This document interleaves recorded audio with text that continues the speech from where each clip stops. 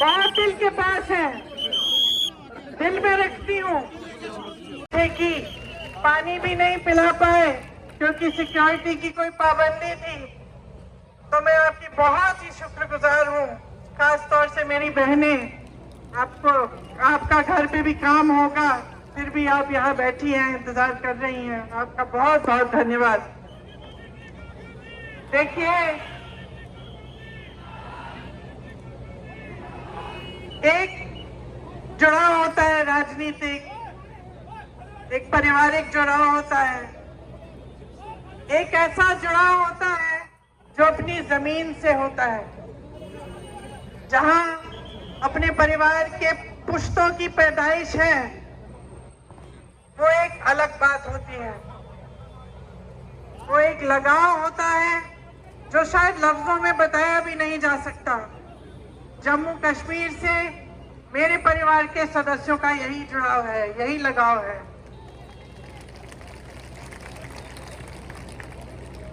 मैं यहाँ आती हूँ तो आपकी शक्लें भी मेरे से मिलती जुलती हैं।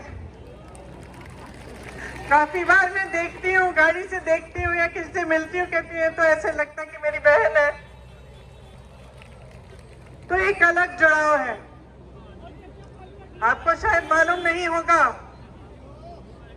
मेरी दादी इंदिरा जी की हत्या से 4-5 दिन पहले हम लोग घर पे बैठे थे। मैं 12 साल की थी, राहुल जी 14 साल के थे।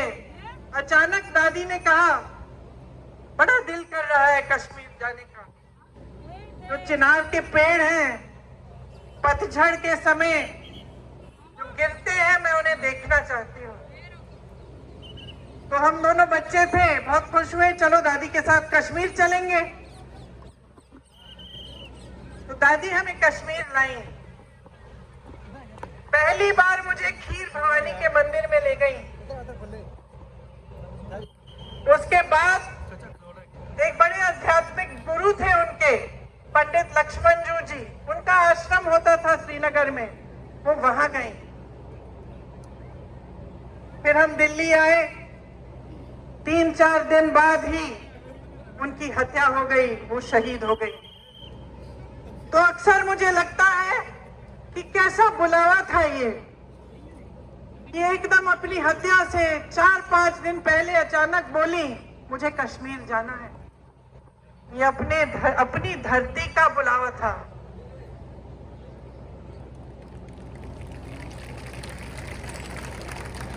ये माता का बुलावा था कि वो खीर भवानी गई। पहली बार अपने दोनों पोती पोती को वहां ले गई।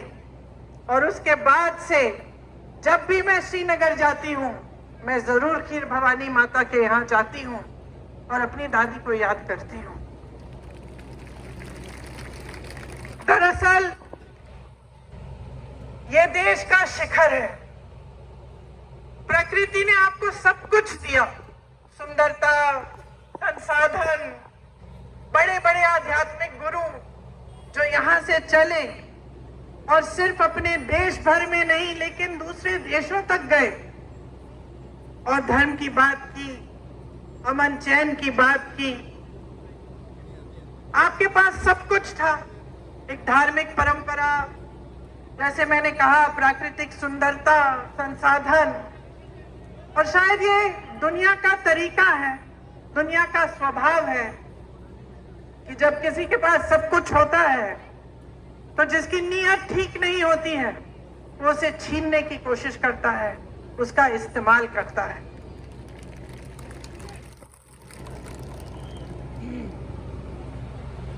एक तरह से भाजपा के नेताओं ने जम्मू और कश्मीर को अपने राजनीतिक शतरंज का मोहरा बना दिया है। यहां के लिए नीतियां नहीं बनती, आपके लिए नीतियां नहीं बनती। आपके प्रति जो नीतियां बनती हैं वो देश में जज्बातों को उभारने के लिए, राजनीति करने के लिए बनाई जाती है। मैं मोदी जी का भाषण देख रही थी, यहाँ आ रही थी, मैंने सोचा देखूं मोदी, थोड़ी ईमानदारी कम से कम थोड़ी तो होनी चाहिए। थोड़ी सी सच्चाई, एक कर्मठता, एक गंभीरता कि जनता की क्या समस्याएं हैं, ये नेता समझ रहे हैं कि नहीं समझ रहे हैं। और मुझे उस मोदी जी के भाषण में लगा कि वो गंभीरता ही नहीं दिखी।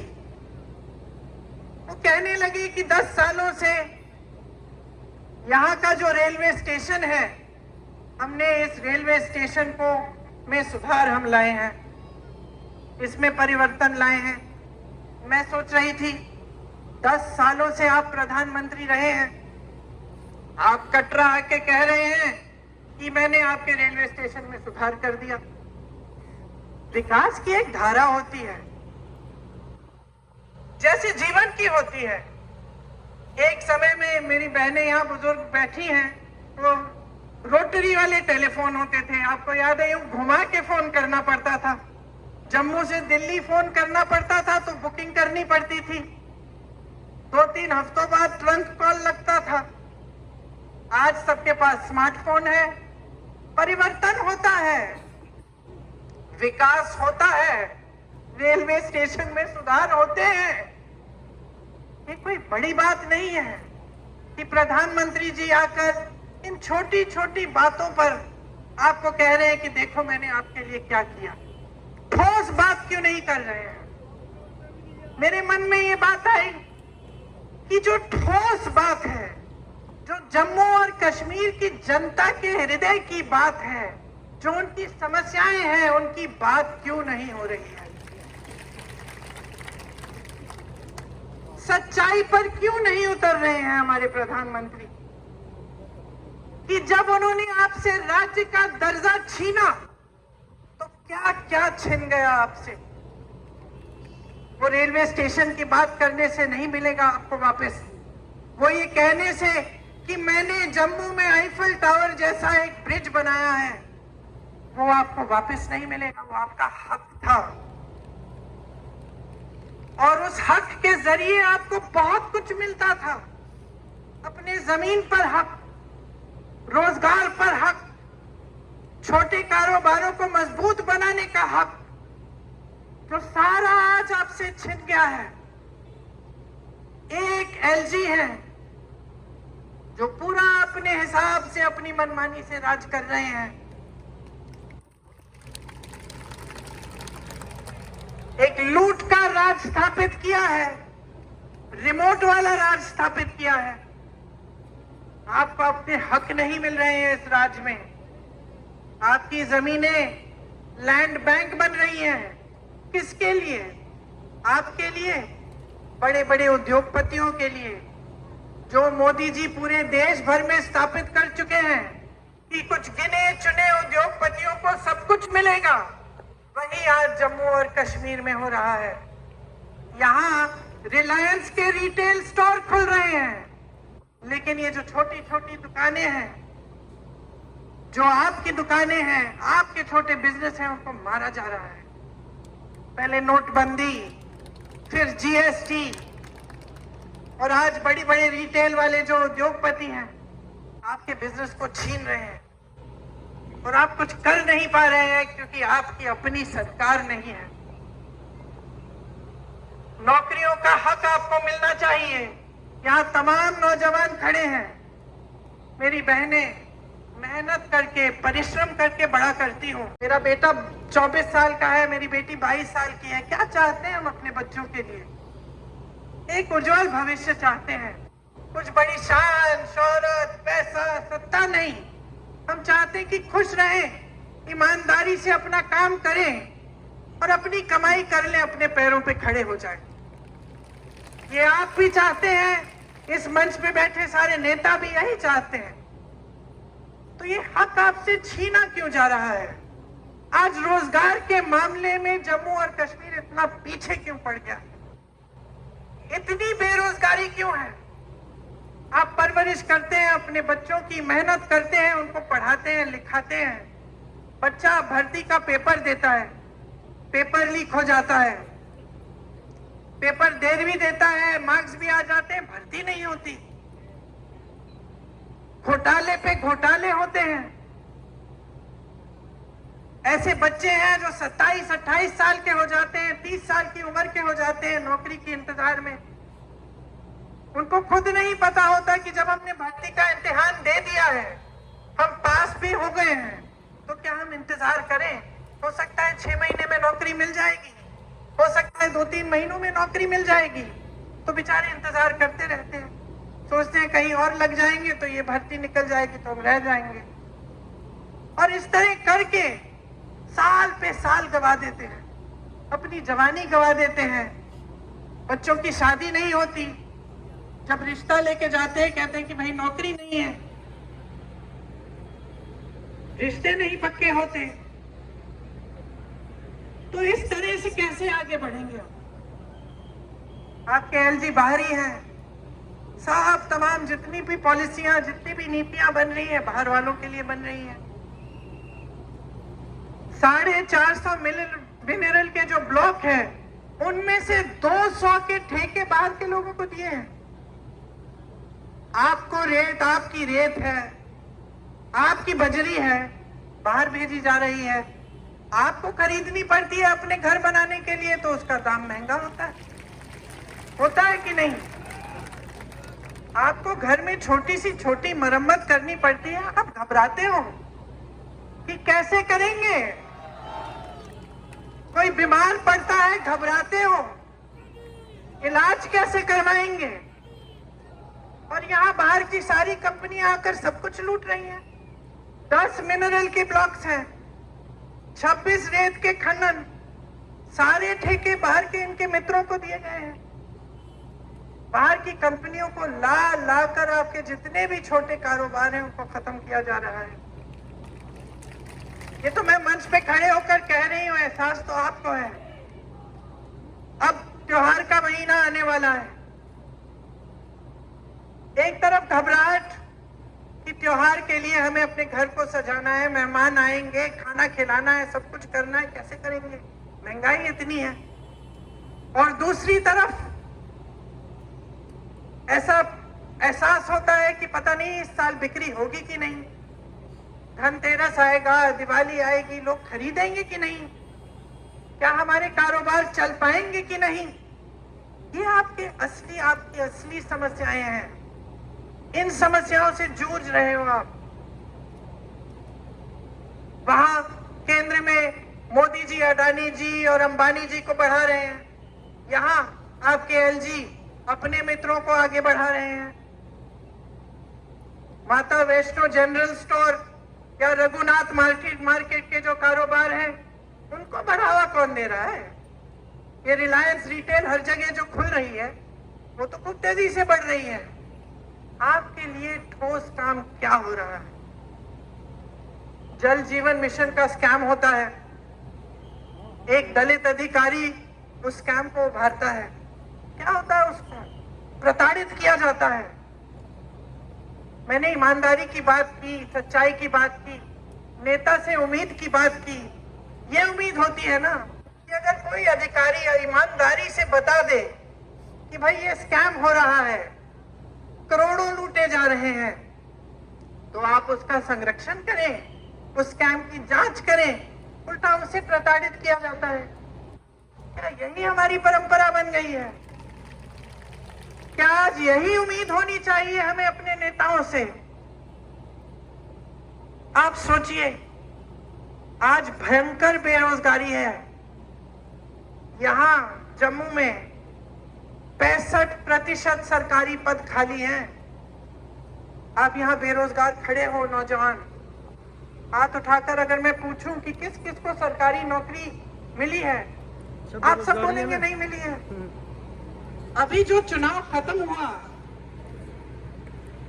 उसमें हम पूरे देश भर में घूमे, जहां जहां गए हमने पूछा भाई हाथ उठाओ, किस किस को रोजगार मिला है? एक हाथ नहीं उठता था। 10,000, 20,000, 50,000 की भीड़ में एक हाथ नहीं उठ रहा था। उल्टा क्या दिया जाता है आपको? नौजवानों को अग्निवीर जैसी स्कीम। ये हमारे जवान खड़े हैं, देश के लिए जीवन देने के लिए तैयार हैं। जब ये आते हैं हमारी सुरक्षा करने के लिए, जब सरहद पे खड़े होने जाते हैं तो मन में ये रखते हैं कि हम एक दिन शहीद हो सकते हैं इस धरती के लिए, और आप अग्निवीर लाते हैं कि बच्चा जाएगा, सरहद पे खड़ा होगा, सुरक्षा करेगा हमारे देश की, लेकिन शहीद हो जाएगा तो उसको कुछ नहीं मिलेगा, उसके माँ बाप को पेंशन तक नहीं मिलेगा। और इसके लिए हम सारे विपक्षी दल लड़ रहे हैं, बार बार इन मुद्दों को उठाते हैं, लेकिन इतना अहंकार है इस सरकार में, हमारे प्रधानमंत्री जी ने, जानते हुए कि ये गलत स्कीम है, जानते हुए कि ये नौजवानों के लिए ठीक नहीं है, तो पीछे नहीं हटते, कहते नहीं है कि ठीक है, गलती हो गई, गलत स्कीम ले आए हम, इसको सुधार देते हैं। जहां आपको आर्मी में, फोर्सेस में रोजगार का मौका मिलता था तो टूट गया है, आज नहीं मिलता है। खेती में रोजगार बनते थे, आज नहीं बनते हैं। सबसे ज्यादा रोजगार हमारे देश में, हमारी देश की जो रीढ़ की हड्डी है वो छोटे कारोबार है। ये सारी दुकानें जो मुझे यहाँ से दिख रही है, आप रोजगार दिलवाते थे, छोटे छोटे बिजनेस तो अपना कुछ बना दिया। कानपुर में लेदर का बिजनेस था, आगरा में कोई और बिजनेस, मुरादाबाद में पीतल का बिजनेस, यहाँ जम्मू में और बिजनेस, सारे तमाम ऐसे बिजनेस बंद हो रहे हैं, तो रोजगार वहां से भी नहीं मिलेगा। तो कौन सी स्कीम है इनके पास रोजगार दिलवाने की? सिर्फ स्कैम, पेपर लीक, अग्निवीर जैसी फिजूल की स्कीमें। और ऊपर से क्या होता है, आप माताएं हैं, नौजवान बच्चे हैं, मैंने कहा मेरे भी नौजवान बच्चे हैं, जब बच्चे में ये नाउम्मीद हो जाती है कि मेरे भविष्य में कुछ नहीं है, मैं कमा नहीं पा रहा हूं, घर पे बैठा रहता है, तब ड्रग्स फैलते हैं। चिट्टा कितना फैल गया है जम्मू कश्मीर में, कोई बात भी करता है इसके बारे में? ये सारे भाजपा के नेता जो आते हैं, वोट मांगने के लिए आते हैं, आपकी सच्चाई की बात करते हैं क्यों नहीं करते? क्योंकि वो जानते हैं कि इसकी जड़ क्या है। जड़ बेरोजगारी है, बेकारी है। अगर बच्चे को आप नौकरी देंगे, सुबह से शाम तक काम करेगा, थका हुआ घर आएगा, तो कहाँ इधर उधर देखेगा? लेकिन बेचारा बेरोजगार, बेकार पड़ा रहता है, जो ड्रग की माफियाएं हैं उसके लिए शिकार बन जाता है। तो पूरे समाज में, पूरे देश में, पूरे समाज में, खास तौर से यहाँ जम्मू में, कश्मीर में ये सब फैल रहा है, और इसके बारे में आपके नेता बात भी नहीं करते। आप टोल टैक्स दीजिए, आप स्मार्ट मीटर लगवाइए अपने घरों में, बताइए 10 गुना आपके बिल आते हैं, कोई पूछता है? आप जहां भी जाएंगे आपको टैक्स, प्रॉपर्टी टैक्स लगा दी है जो पहले नहीं थी, टोल टैक्स बढ़ा दी है, जगह जगह टोल लगा दिए हैं। स्मार्ट मीटर आप तो जानते ही हैं, आपकी आवाज से पता चल रहा है मुझे कि कितना असर पड़ रहा है आपके जीवन पे। तो आपकी जमीनें छीनेंगे, आपसे टैक्स लेंगे, चाहे प्रॉपर्टी की हो, टोल की हो, कुछ भी हो, ऊपर से जो काम कराने पड़ते हैं आपको रिश्वत देनी पड़ती है। तो कहाँ के रह गए हैं आप? आपकी सुनवाई भी है इनकी सरकार में? आतंकवादी हमले कुछ कम नहीं हुए इनके राज में। यहाँ पे एक आंकड़ा है मेरे पास, 683 आतंकवादी हमलों में तकरीबन 260 जवान और 170 आम जनता की जानें गई हैं। तो ये भी बात नहीं है कि आतंकवाद कम हो रहा है। 150 सालों से चली आ रही जो दरबार कूच थी उसको भी इन्होंने खत्म कर दिया। एक परंपरा थी, आपको मालूम है, वो आपका गौरव था, उसको भी खत्म कर दिया। तो ये है आपका नया जम्मू कश्मीर। राज्य का दर्जा आपसे छीना। आपसे जब छीना गया तो आपको क्या क्या बताया गया कि इससे बड़ा फायदा होगा आपका। क्या फायदा हुआ मैं जानना चाहती हूँ। मैं जानना चाहती हूँ आप में से कोई मुझे बताए क्या फायदा हुआ।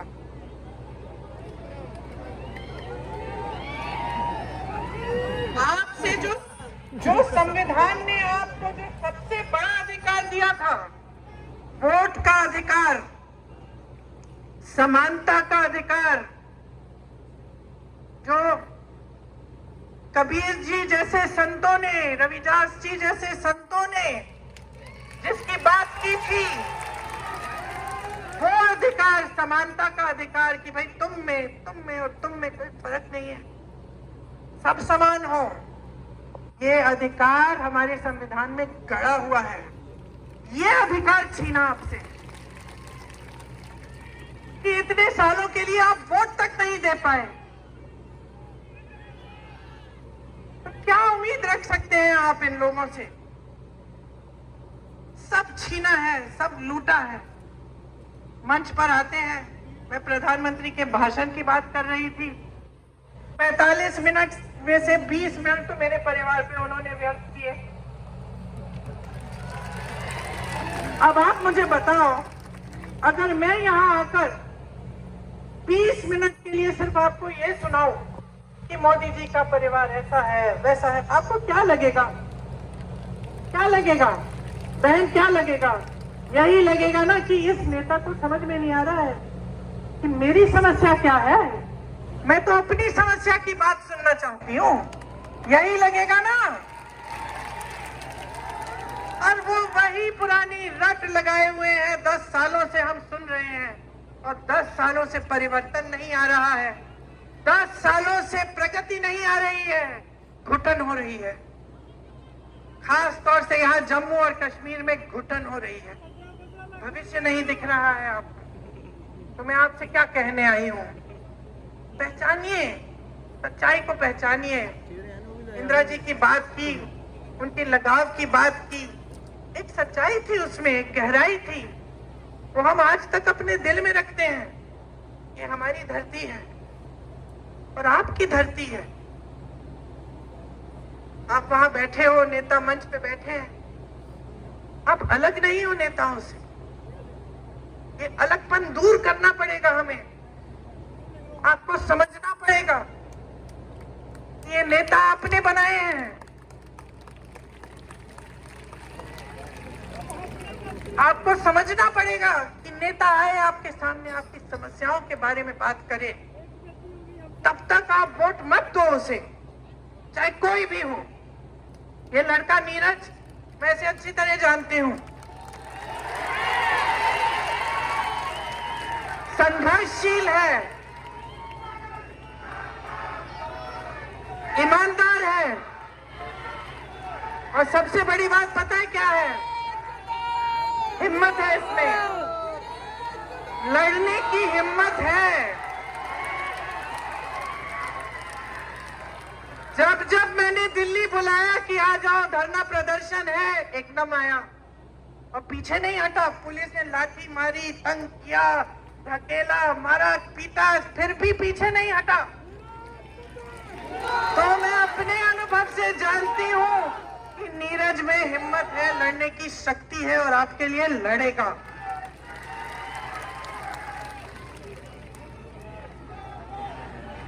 यहाँ की जो आपकी परंपरा है, महाराजा हरि सिंह जी की जो परंपरा थी, उन्होंने क्या किया? स्वास्थ्य की सुविधाएं देने की कोशिश की, पाठशालाएं बनाई।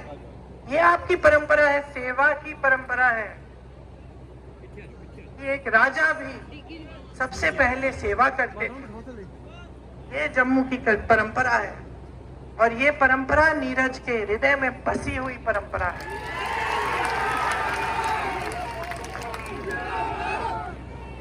मैं आपसे कहने आई हूं कि नीरज को आगे बढ़ाओगे तो आप अपने भविष्य को मजबूत बनाओगे। नौजवान है मगर समझदार है, इसमें वो विवेक है जो हर नेता में होना चाहिए कि जनता सर्वोपरि है, मेरे से बड़ी है, ये समझते हैं। चुनाव के संदर्भ में यहाँ आई हूँ तो मैं आपको ये भी बताना चाहती हूँ कि कांग्रेस पार्टी का एक विजन है, एक नजरिया है आपके लिए, आपके भविष्य के लिए। हम आपके राज्य का जो दर्जा है वो आपको वापस देना चाहते हैं। मुझे हंसी आई, देश के गृह मंत्री जी ने एक भाषण दिया यहाँ आकर कि भाई राज्य का दर्जा वापस चाहिए तो हमें वोट देना पड़ेगा। अरे जब छीना आपने है, ये तो वही बात हुई कि घर के अंदर चोर आया, आपका टीवी लेके चले गया, और फिर चोर कहता है कि टीवी वापस चाहिए तो भाई मेरे से पूछो। वही बात हुई ना, लिया आपने, अब कह रहे कि वोट नहीं दोगे तो हम देंगे। अब हम ही दे सकते हैं और कोई दे ही नहीं सकता आपको। समझ लीजिए क्या चाल चली जा रही है आपके साथ। तो कांग्रेस पार्टी चाहती है कि एकदम हमारी सरकार आएगी तो हम आपको राज्य का दर्जा वापस देंगे। 150 साल पुरानी जो दरबार कूच की जो परंपरा है वो फिर से शुरू की जाएगी। आपके रोजगार, आपकी जमीन को हम सुरक्षित करेंगे। हम सुरक्षित रखना चाहते हैं। हम चाहते हैं कि आपके रोजगार का हक, आपका जमीन का जो हक है वो आपके हाथों में वापस जाए। जहां जहां कांग्रेस की सरकारें आज है प्रदेशों में, वहां हमारा ये पूरा प्रयास है। हम पेपर लीक के लिए एक जॉब कैलेंडर निकालना चाहते हैं और सख्त से सख्त कार्रवाई करना चाहते हैं अगर कोई पेपर लीक हो, ताकि जॉब कब मिलेगा, पेपर कब होगा, रिजल्ट कब आएगा, ये सब पहले से निर्धारित हो। और इसके साथ कोई इधर उधर करने की कोशिश करे अधिकारी तो उस पर सख्त कार्रवाई हो। खाली पड़े 1 लाख पदों को हम भरना चाहते हैं। बेरोजगार युवाओं को प्रति माह 3,500 रुपए हम देना चाहते हैं ताकि उनका थोड़ा आत्मविश्वास बने, अपने पैरों पे खड़े होने का कम से कम मौका तो मिले। घर की मुखिया महिला जो है उनको हर महीने 3,000 रुपए हम सम्मान राशि देना चाहते हैं। ये जहां जहां हमारे प्रदेश है वहां ये काम हम कर रहे हैं। 25 लाख तक स्वास्थ्य बीमा हम निकलवाएंगे। आज हमारे प्रदेशों में ये काम हो रहा है और राजस्थान में जब हमारी सरकार थी तो हमने किया और उससे बहुत लाभ हुआ लोगों का। कैंसर के पेशेंट का, जो बड़ी बड़ी बीमारियां होती हैं, बड़ी बड़ी सर्जरियां करनी पड़ती हैं, वो लगभग मुफ्त हो गई क्योंकि 25 लाख तक आपका बीमा था। ये स्मार्ट मीटर्स इंस्टॉल करने पर रोक लगेगी। घरेलू और कमर्शियल उपभोक्ताओं के जो पेंडिंग बिल हैं वो हम माफ करवाएंगे।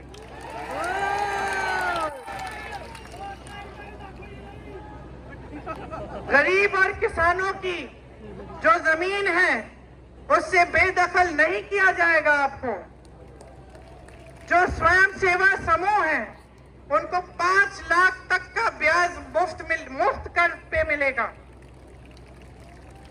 ओबीसीज को संविधान के अनुसार अपना पूरा हक मिलेगा।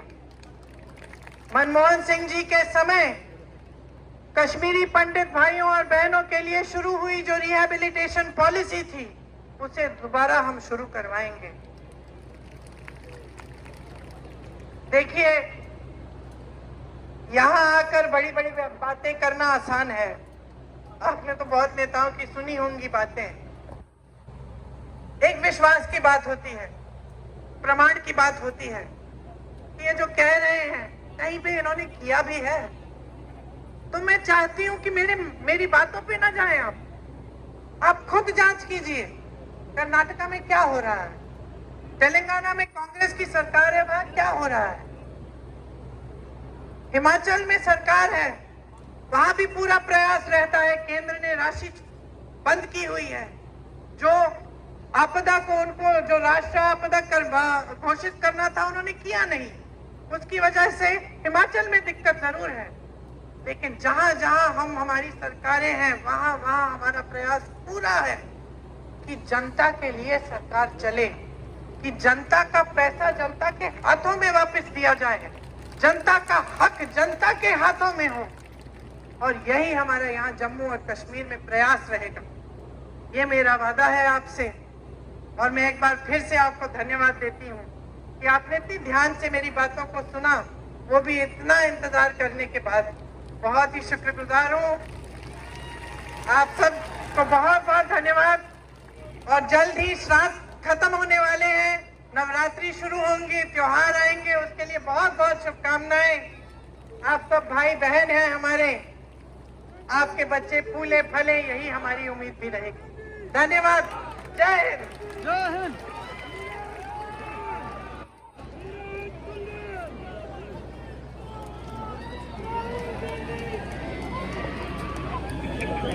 धक्का ना करो बाजी, धक्का ना करो।